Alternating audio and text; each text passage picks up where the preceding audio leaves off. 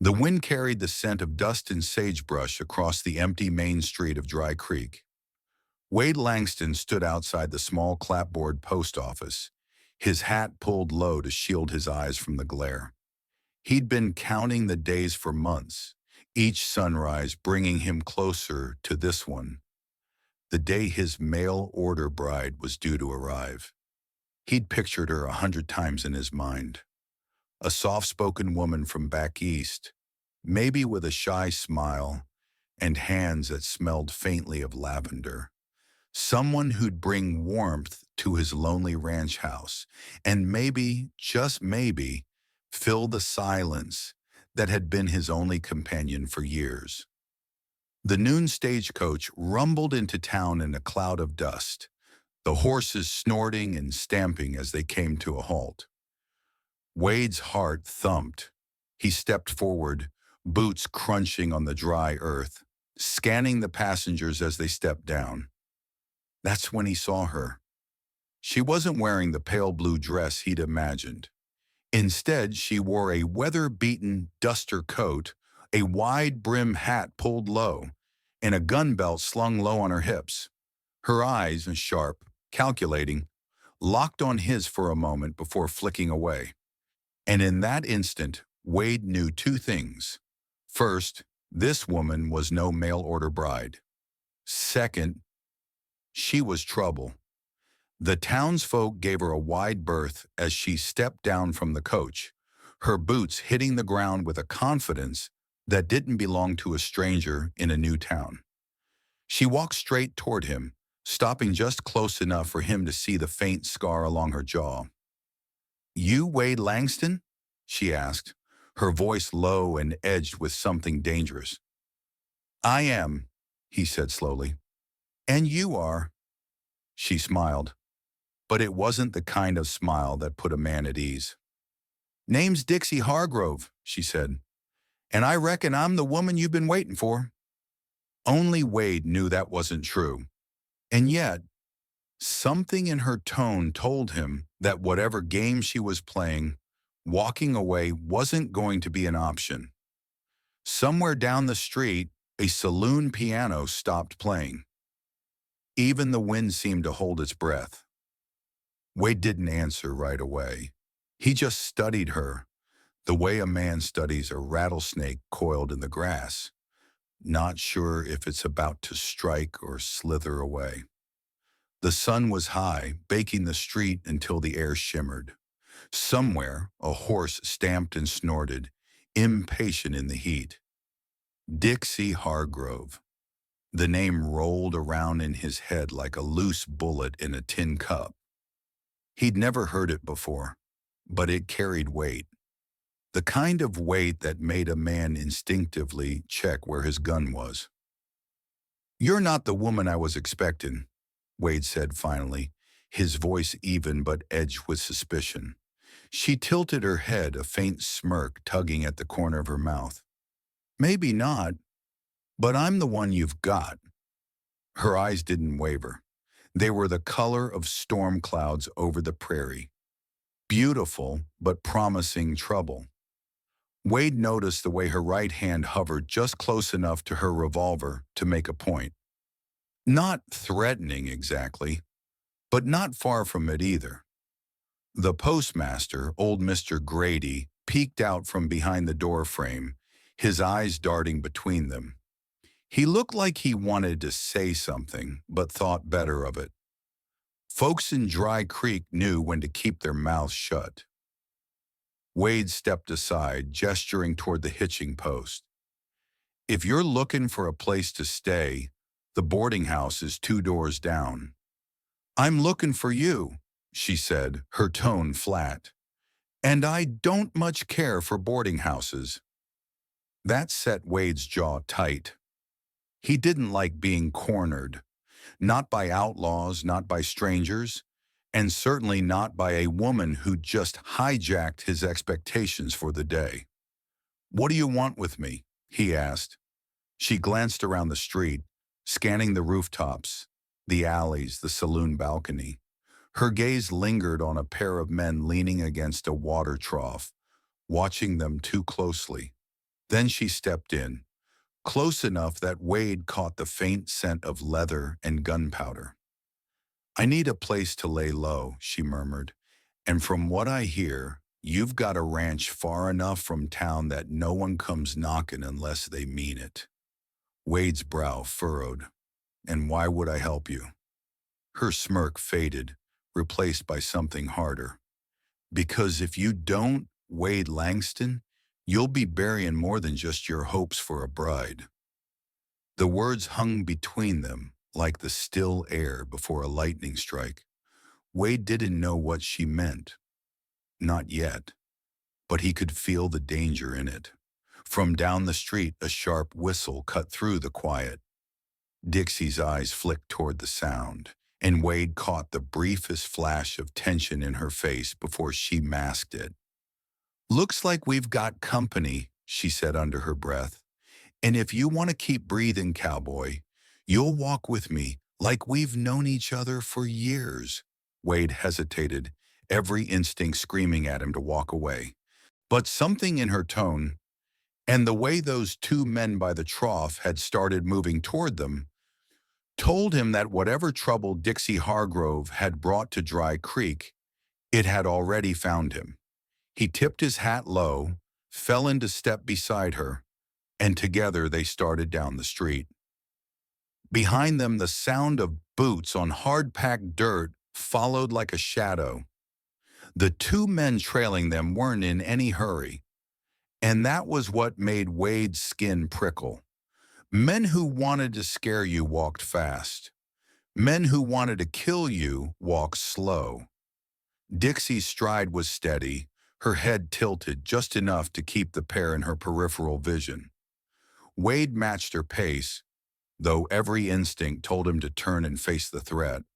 But she'd told him to walk like they'd known each other for years, and something in her tone back at the post office had carried the weight of experience. They passed the Mercantile, its windows reflecting the glare of the sun. A couple of townsfolk stood frozen on the boardwalk, pretending to be interested in sacks of flour, while their eyes followed the strange pair moving down the street. "Those two behind us," Wade murmured without turning his head. "Friends of yours?" Dixie's lips barely moved. "Not the kind that send Christmas cards." "Then what do they want?" She didn't answer right away. Instead, she glanced toward the saloon ahead. The Silver Spur, its swinging doors yawning open, the smell of whiskey and stale smoke drifting out. "Inside," she said. Wade hesitated. "I don't drink in the middle of the day."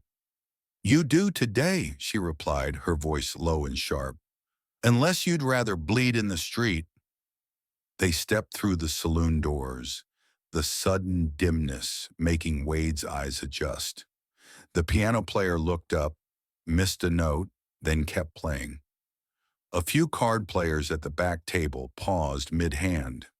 The bartender, a broad man with a handlebar mustache, gave Dixie a look that was half curiosity, half warning.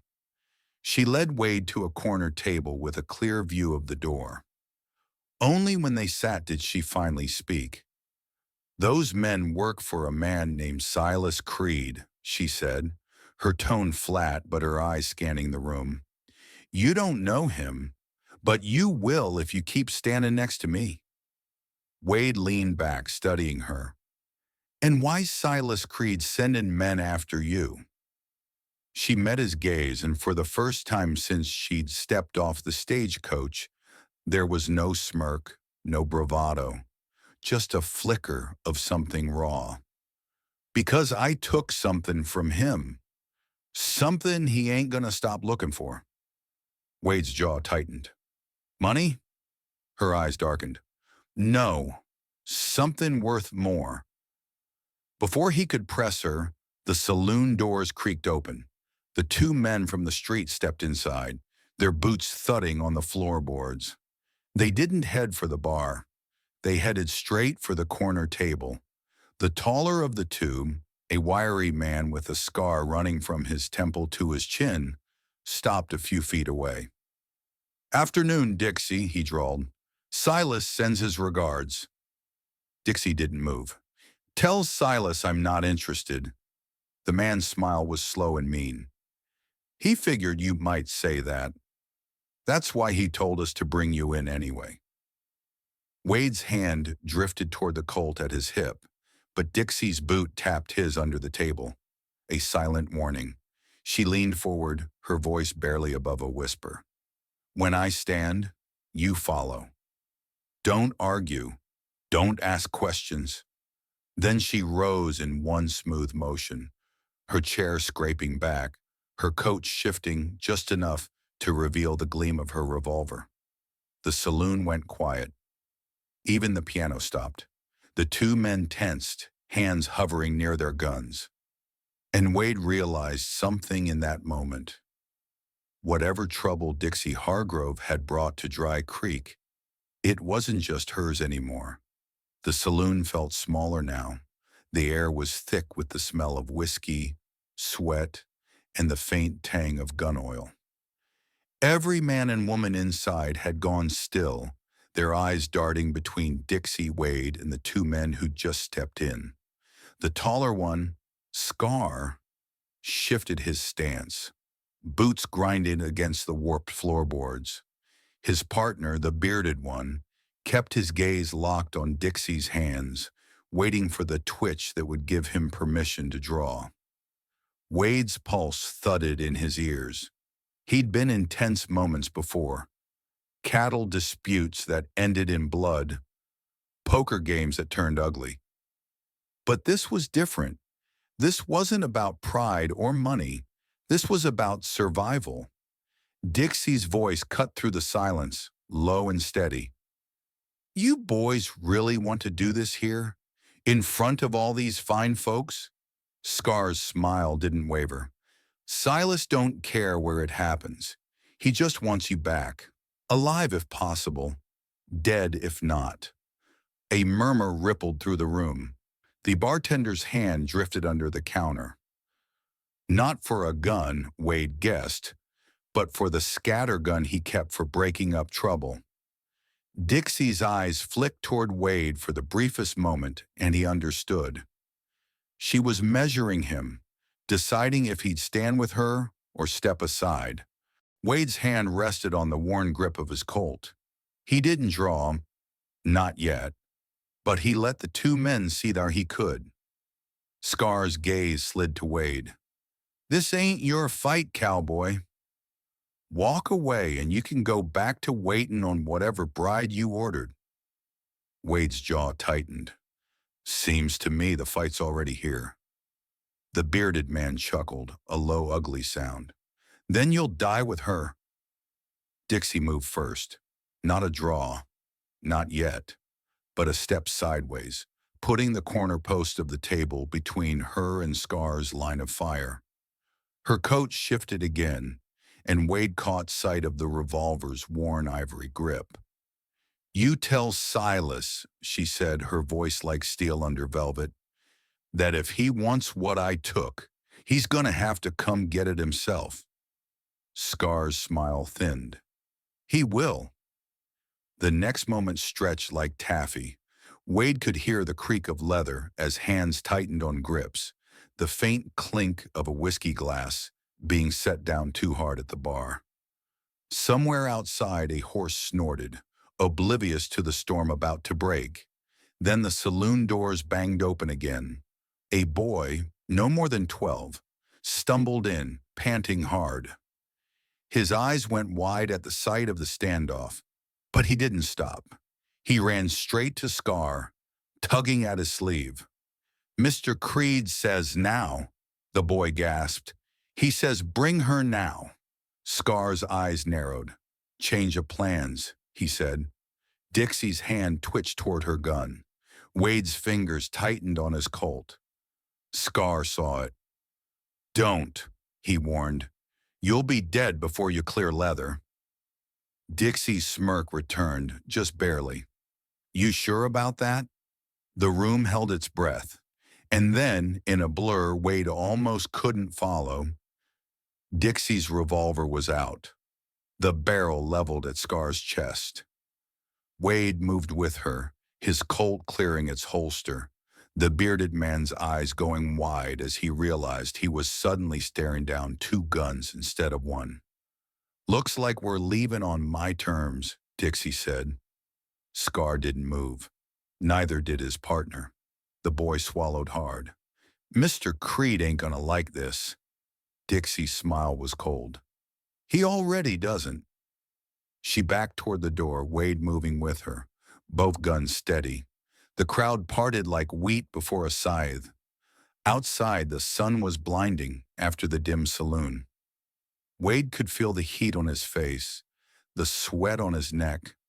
Somewhere in the distance, a hawk cried. They didn't speak until they were halfway down the street, the saloon shrinking behind them. "You just made yourself a target," Dixie said without looking at him. Wade holstered his Colt. "Reckon I did." She glanced at him then, something unreadable in her eyes. "Hope you shoot as good as you stand." Wade didn't answer, but in his gut, he knew this was only the beginning, and whatever Dixie had taken from Silas Creed, it was worth killing for. They didn't speak again until the last buildings of Dry Creek were behind them, the sound of the town fading into the low hum of the prairie wind. The sun was sliding west, painting the land in golden shadow. Wade's horse, a rangy bay, shifted under him as if sensing the tension in the air. Dixie rode beside him on a lean black mare, her eyes scanning the horizon. "You gonna tell me what's in that coat?" Wade finally asked. She didn't look at him. "You sure you want to know?" "I reckon I've already been shot at for it." Might as well know why. Dixie was quiet for a long moment. Then she reached into her duster and pulled out a small, leather-bound book.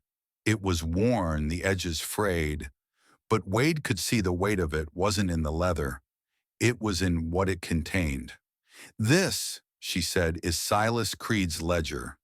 Names, dates, deals, every bribe, every killing he's paid for, every man and woman he's bought or buried. Enough to hang him twice over." Wade let out a low whistle. "And you just took it?" "I didn't take it for me," she said, her voice hard. "I took it for the people he's bled dry, for the families he's ruined, for my brother." Her jaw tightened, and Wade didn't press. He understood the kind of loss that didn't need explaining.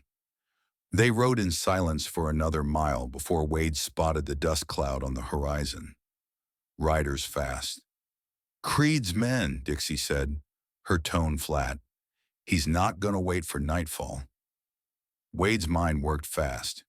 The open prairie was suicide. Too much ground, nowhere to hide. But a half-mile ahead, the land dipped into a dry creek bed, its banks high and jagged. "This way," he said, spurring the bay forward. They reached the creek bed just as the riders closed the distance. Wade and Dixie slid from their saddles, leading the horses down into the narrow cut. The air was cooler here, the shadows deep. Wade checked his Colt, spun the cylinder, and looked at her. "You any good with that iron?" he asked. Dixie's smirk was quick and sharp. "Better than you." The first shots came before the riders even reached the edge. Bullets kicked up dirt and stone, the sound echoing off the banks. Wade returned fire, dropping one of the men from his saddle. Dixie's revolver barked twice and another rider spun away, his horse bolting. But Creed's men kept coming. The fight was fast and brutal. The kind of fight where you didn't think, you just moved. Wade felt the burn of a graze along his arm, heard the crack of a bullet passing too close to his ear. Dixie fought like someone who'd been doing it her whole life. Precise, unflinching, every shot counting. When the dust finally settled, 3 men lay still in the dirt. The rest had fled. their shouts fading into the distance. Wade leaned against the bank, catching his breath. "You think that's the last of them?" Dixie shook her head. "Creed doesn't quit. He'll come himself next time." Wade looked at her for a long moment. "Then we make sure there isn't a next time." That night, under a sky thick with stars, they rode hard for the nearest telegraph station. Dixie handed the ledger to Wade. "You send this to the U.S. Marshal in Abilene. He's the only one I trust to use it right." Wade hesitated. "And you?"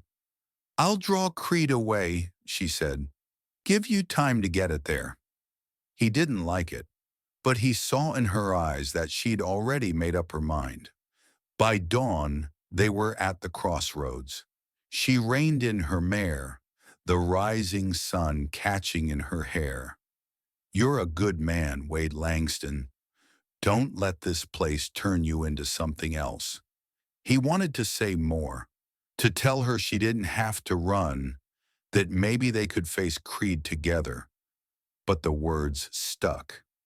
She gave him one last look, then turned her horse and rode west, her silhouette shrinking against the endless prairie.